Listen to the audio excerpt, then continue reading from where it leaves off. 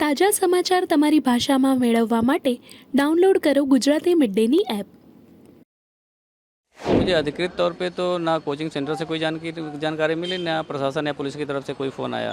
मैंने कहा कि मैं एक बार मुझे चेहरा दिखा दो, मैं पहचान लूँ। तो बोला सर ये पुलिस केस है, हम दिखा नहीं सकते। 6 बजे 6:30 बजे के बाद दोबारा गया मैं। तो मैंने कहा भैया आप तो दिखा दो, रात में तो आप मना कर रहे थे, रात में नहीं दिखा सकते। तो बोले अभी जब तक पुलिस नहीं आएगी, आईओ नहीं आएंगे, तब तक हम नहीं दिखा सकते। मेरी ये डिमांड है कम से कम कि जो कोचिंग के ओनर हैं उन पे गैर इरादतन हत्या का मुकदमा ज़रूर दर्ज हो। देश का नुकसान है, कोई किसी एक का नुकसान नहीं है। मेरी भतीजी है श्रेया यादव, जिसकी कैजुअलिटी हुई है। तो क्या पता लगा आपको, क्या जानकारी मिली? देखिए मुझे अधिकृत तौर पे तो ना कोचिंग सेंटर से कोई जानकारी मिली, ना प्रशासन या पुलिस की तरफ से कोई फ़ोन आया। लेकिन मैं न्यूज़ देख करके खुद ही जा करके वहाँ पे अप्रोच किया। तो वहाँ पहुँचने के बाद डीसीपी साहब थे मेरे ख्याल से। जब नाम पूछा उन्होंने मेरा, मैंने बच्ची का नाम बताया, तो बोले कि एक बार आप जो है आरएमएल में जाकर देख लीजिए। तो रात तकरीबन 2:30 बजे मैं यहाँ आ गया था। तो मोचरी में 3 बच्चों की डेड बॉडी रखी थी, 2 बेटियाँ थीं और एक लड़का था। तो उससे मैंने कहा कि मैं एक बार मुझे चेहरा दिखा दो, मैं पहचान लूँ। तो बोला सर ये पुलिस केस है, हम दिखा नहीं सकते। फिर बोला एक पेपर है मेरे पास, आप उसको देखना चाहें देख लें। तो उनमें 3 बच्चे थे, एक श्रेया यादव भी नाम लिखा हुआ था। तो फिर मेरी इतनी हिम्मत नहीं हो रही थी मैं उसके अंदर जाकर देखूं भी, मेरी स्थिति ऐसी नहीं थी। फिर मैं बाहर आके गाड़ी में बैठ गया। फिर सुबह तकरीबन 6 बजे 6:30 बजे के बाद दोबारा गया मैं। तो मैंने कहा भैया आप तो दिखा दो, रात में तो आप मना कर रहे थे, रात में नहीं दिखा सकते। तो बोले अभी जब तक पुलिस नहीं आएगी, आईओ नहीं आएंगे, तब तक हम नहीं दिखा सकते। तो मैंने कहा चलो कोई बात नहीं, इतनी बात मेरी इनसे हुई। आपको जैसा आप टीवी देख रहे थे, क्या आपको जानकारी मिली जब आपने देखा, क्या था मतलब?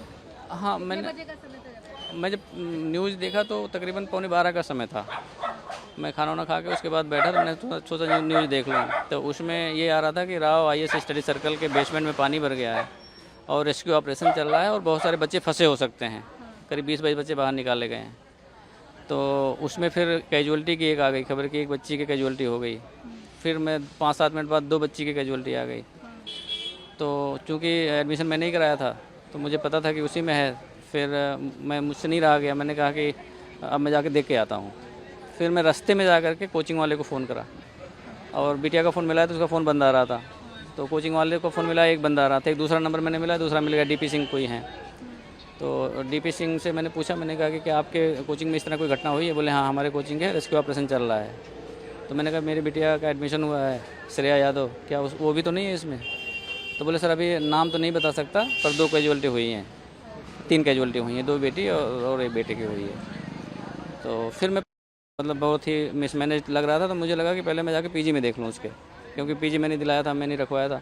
तो मैं पीजी में करीब 1 बजे पहुँचा। तो 1 बजे जब पहुँचा वहाँ देखा तो उसके रूम में ताला लगा हुआ था। तब मेरा डाउट और हो गया कि फ़ोन मिल नहीं रहा है, रूम में ताला लगा हुआ, रात 12-1 बज रहे हैं। तो अगर होती तो यहीं आती। फिर मैं दोबारा वापस आया, वहाँ डीसीपी साहब से मैंने पूछा तो उन्होंने बताया कि आप एक बार आरएमएल के में जाके मोचरी में देख लीजिए।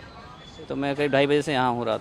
इस तरह की घटनाएं जब होती हैं, मतलब किसी वजह से किसी की जान चली जाए, बिना किसी कारण की जान चली जाए किसी की, मतलब बदइंतजामी से। और एक जान की कीमत तो वो जानता है जो माँ बाप जिस बच्चे को पैदा करते हैं, पालते पोसते हैं, बड़ा करते हैं, तो उसकी पीड़ा तो वही जानते हैं। अब जो सिस्टम की जिम्मेदारी है वो सिस्टम को अपनी जिम्मेदारी को लेना चाहिए।